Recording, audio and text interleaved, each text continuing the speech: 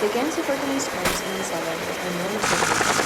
Las Maras are at its head after the 1980s independence.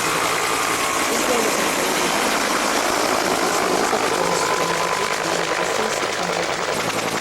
Once settled in Los Angeles, California, the young sons of these discriminated families joined together to form local gangs. This occurred in two main groups, who named themselves Barrio Haitian and La Mara Salvatruchas. As the years went on, they started gaining more influence in the streets, making their rivalry become very strong and violent. In order to get rid of the violence, the USA solution was to extradite the gangs and send them back to El Salvador in the 90s. Once in El Salvador, which was ruled by poverty and ruined, they found the perfect place to continue taking control over everything they wanted and absorbing the Salvadoran youth to grow their power. To join the Mara, you must swear total loyalty through a violent initiation. Once in, the men are required to kill, rape, kidnap, extort, torture, etc. Any treason committed towards the Mara will be penalized with death. Now, MS-13 is considered one of the biggest and most dangerous gangs in the world. It's estimated there are 70,000 members just in El Salvador. In 2018, 3,664 kidnappings were recorded by the FGR associated with all gangs.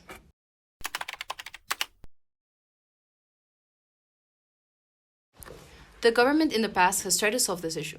Between 1999 and 2004, in Francisco Flores' government, they opted to fix this problem by facing violence with violence, in which he started a campaign of detainment and execution of mareros. This wasn't effective. The gangs actually gained more power as they got to be reorganized in the jails, and it also resulted in the deaths of hundreds of civilians who were confused for gangsters or were hit by crossfire. By the end of 2015, there was a rate of 105 murders per 100,000 people, making El Salvador the most dangerous place in the world. The actions of the Maras in El Salvador caused therefore violence, delinquency to grow, which leads to urban deprivation and danger of civilians in the country.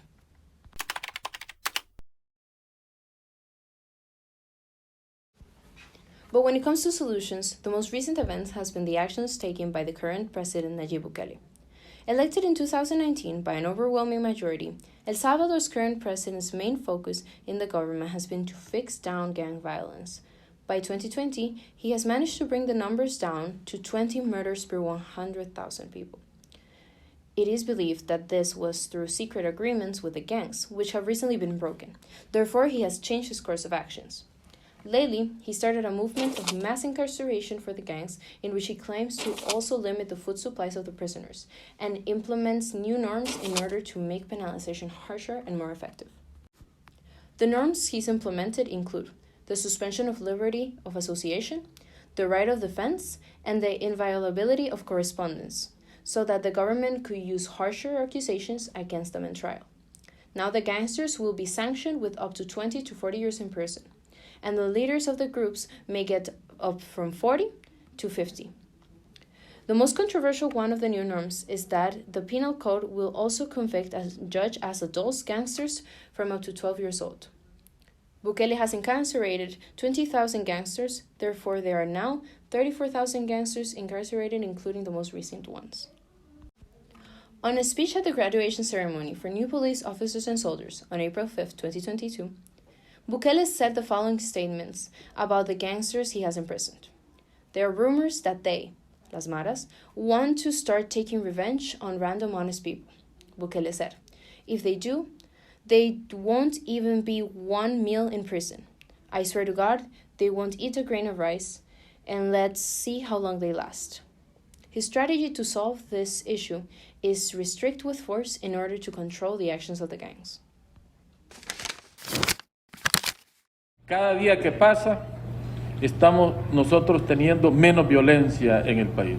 Y lo que aspiramos es que en algún momento la violencia en el país sea erradicada.